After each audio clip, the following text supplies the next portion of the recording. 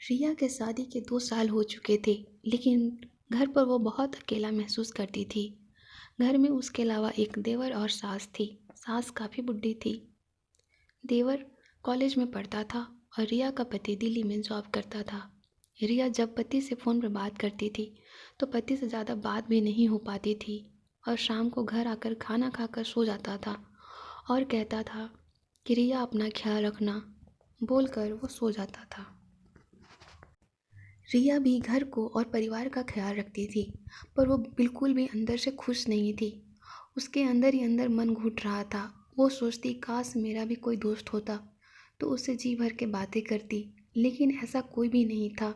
बस घर की 4 दीवारों में बंद होकर रह गई थी। एक दिन उसने अपने पति से कहा कि मैं बहुत अकेला महसूस करती हूँ, मैं भी जॉब करूँगी। पर उसके पति ने कहा तुम घर संभालो, मैं किसी चीज़ की कमी कहाँ कर रहा हूँ। पर वो समझ नहीं पा रहा था रिया का अकेलापन को। रिया अब परेशान हो चुकी थी। अब रिया अपने पति से ठीक से बातें भी नहीं करती थी। एक दिन रिया का देवर रिया से कुछ पैसे मांगने कमरे में आया। तब उसने देखा भाभी खिड़की की तरफ चेहरे की हुई थी और सिसकियां ले रही थी। रिया का देवर रवि रिया को 2 बार आवाज़ लगाई, पर रिया अपने दुख में मग्न होकर रो रही थी। और जब रवि उसके पीछे आकर उसके कंधे पर हाथ रखा तो रिया अचानक चौंक गई। अरे रवि, तुम कब आए?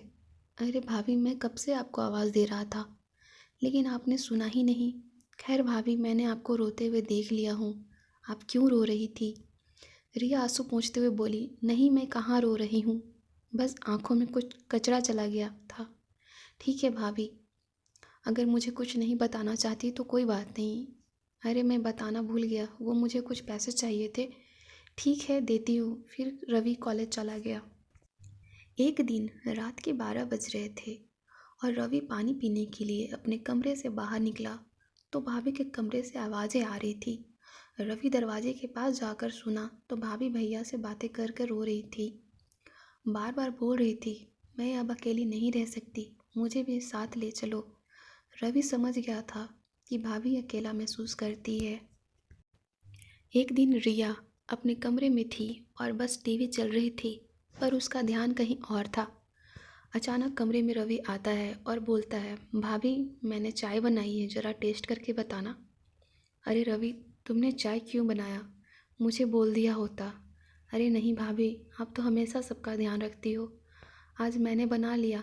आपको भी तो कभी कभी मन करता होगा कि मेरे लिए भी कोई कुछ कर दे, तो बस मैंने बना दी। भाभी, आपको जब भी मेरी ज़रूरत पड़े तो मेरी मदद ले सकते हो।